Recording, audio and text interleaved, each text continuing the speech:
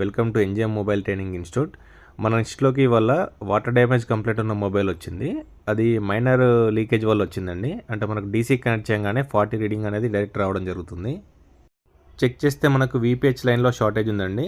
అయితే యాక్చువల్గా కెమెరా ఎందుకు యూజ్ చేసాం థర్మల్ కెమెరా అంటే, ఇప్పుడు వీపీహెచ్ అనేది బోర్డ్ అంతా వెళ్తుంది కాబట్టి షీల్డ్స్ అన్నీ తీస్తే గ్రౌండ్ కనెక్టివిటీ మిస్ అయ్యి బోర్డులో వేరే అదర్ ప్రాబ్లమ్స్ కూడా వచ్చే ఛాన్స్ ఉంది కాబట్టి సో మేము ఏం చేసామంటే థర్మల్ కెమెరా యూజ్ చేసాం. మీరు చూస్తున్నారుగా రెడ్ కలర్ డాట్ అనేది ఎక్కడైతే హీట్ అవుతుందో అంటే షార్టేజ్ ఉన్న ప్లేస్లో మనకి హీట్ అవ్వడం జరుగుతుంది.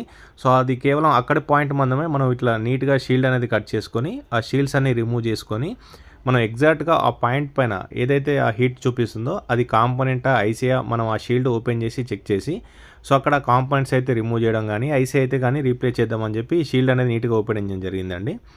సో ఇక్కడ మేము ఓపెన్ చేసిన తర్వాత సో అక్కడ ఐసీ అనేది మాకు క్లియర్గా హీట్ అవుతుందండి. అంటే లైట్ ఐసీ ఉంది, అది ఆక్టా ఐసీ, అది షార్టేజ్ అయిపోయింది యాక్చువల్గా వాటర్ డ్యామేజ్ వల్ల. సో దానిపైన మనం రోజున అప్లై చేసి షార్ట్ ఇంజెక్ట్ చేయడం జరిగింది. సో ఐసీ అనేది హీట్ అయింది కాబట్టి మేము డైరెక్ట్గా ఐసీ మీదకి వెళ్ళడం జరిగిందండి. చూడండి, రోజున అప్లై చేసాం, మళ్ళీ రోజున అప్లై చేసి షార్ట్ ఇంజెక్ట్ చేస్తే ఈ ఐసీ అనేది హీట్ అవ్వడం జరుగుతుంది. మీరు అబ్జర్వ్ చేయండి, అది లిక్విడ్ స్టేజ్లోకి మారుతుంది చూడండి రోజిన్ స్మోక్ అనేది. సో అక్కడ మనకు క్లియర్గా తెలిసిపోతుంది అక్కడ లిక్విడ్ స్టేజ్లో మారిపోయింది. సో మేము నీట్గా దానిపైన మళ్ళీ ఫ్లెక్స్ అప్లై చేసి ఐసీని జాగ్రత్తగా వేరే కాంపోనెంట్స్ ఏమీ డిస్టర్బెన్స్ అవ్వకుండా రిమూవ్ చేసామండి.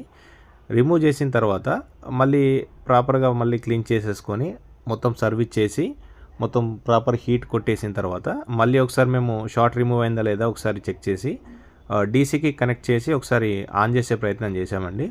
సో ఇప్పుడు చూస్తున్నారు కదా, అది మొత్తం సర్వీస్ చేసిన తర్వాత అలా ఉంది. ఐసీ తీసేసాం, లైటింగ్ రాదు కానీ మొబైల్ అనేది ఆన్ అయిపోతుంది. ఒకసారి మీరు చూడండి, డీసీకి ఇప్పుడు కనెక్ట్ చేసి ట్రిగ్గర్ చేస్తున్నాము, చూడండి క్లియర్గా ఆన్ అయిపోయింది మొబైల్. సో మనకు లైట్ ఐసీ వల్ల ఈ కంప్లైంట్ అనేది వచ్చిందండి.